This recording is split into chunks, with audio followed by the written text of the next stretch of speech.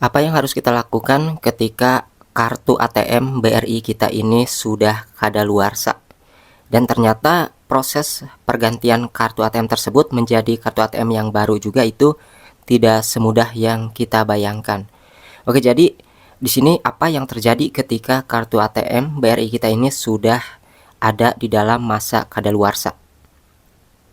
Ya, yang pertama di sini kita tidak bisa mengambil saldo yang ada di dalam rekening kita. Jadi uang yang ada di kartu ATM BRI kita itu kalau misalnya si kartu ATM BRI-nya ini sudah kadaluarsa, itu kita tidak bisa mengambil uang, teman-teman ya, tidak bisa mengambil uang. Bahkan bukan hanya tidak bisa mengambil uang yang sudah ada di dalam ATM tersebut, tapi kita juga tidak bisa ngecek saldo ya. Saldonya itu sisanya berapa lagi sih? Itu nggak bisa, teman-teman.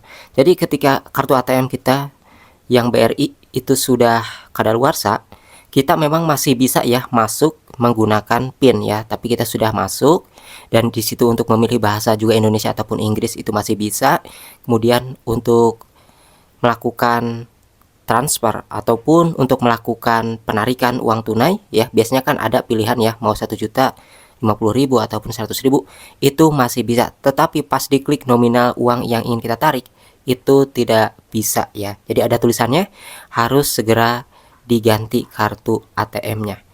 Nah, ternyata ketika kita sudah mengikuti langkah-langkah cara mengganti kartu ATM yang sudah kadaluarsa ya gitu ya.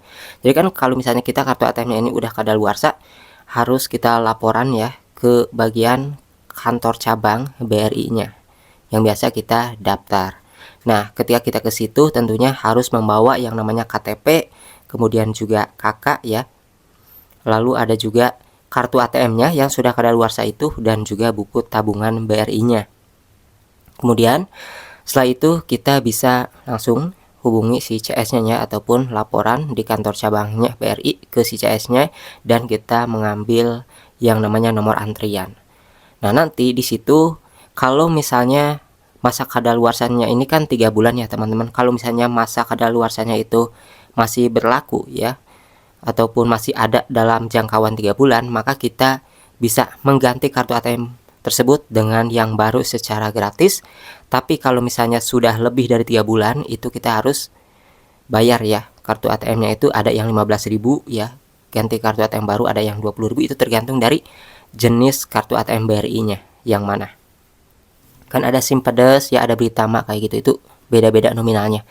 Tetapi yang menjadi masalah adalah ketika kita mau mengganti kartu ATM BRI yang sudah kadaluarsa, itu ternyata kita harus membawa KTP yang pertama ya, KTP yang udah lama yang waktu itu didaftarkan. Jadi kita tidak bisa menggunakan KTP yang baru, yang elektronik sekarang. Jadi kayak gitu teman-teman.